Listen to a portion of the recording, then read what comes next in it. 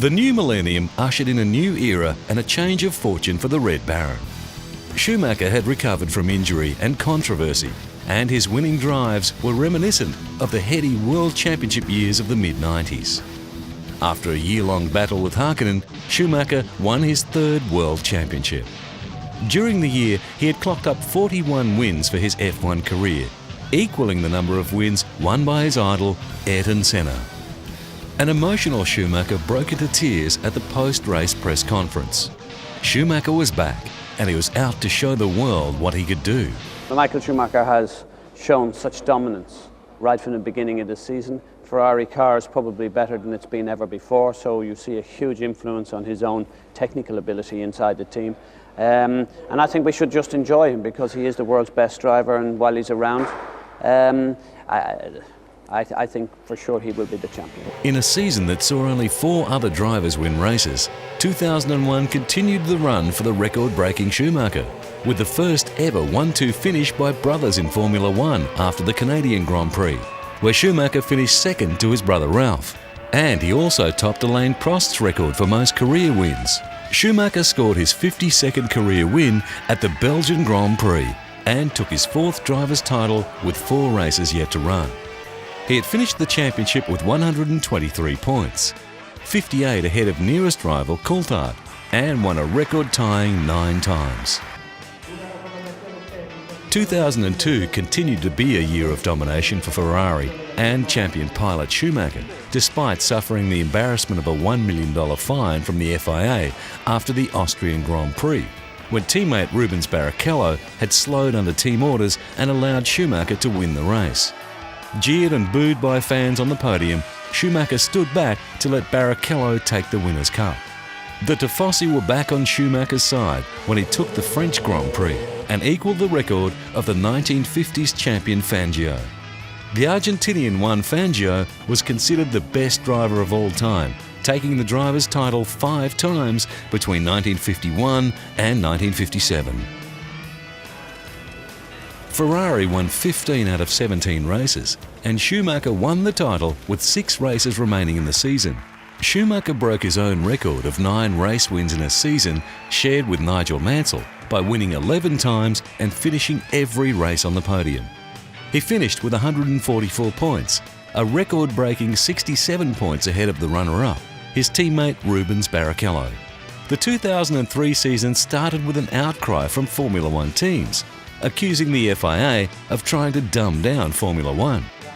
The FIA had introduced a host of rule changes, including 1 lap to qualify and no refueling between qualifying and the race. Engineers would no longer be able to remap settings using telemetry and traction control, and launch control systems would also be phased out. The reigning Formula One champ said the rule changes would not have a dramatic impact on the outcome of races. Michael said he enjoyed the benefits of high-tech assistance, but had plenty of experience of driving without them under previous regulations. For me, I prefer the one where you have all the technical possibilities, because I don't like to take compromises in the race car. I like to make a race car as fast as possible, and all the electronics have helped that.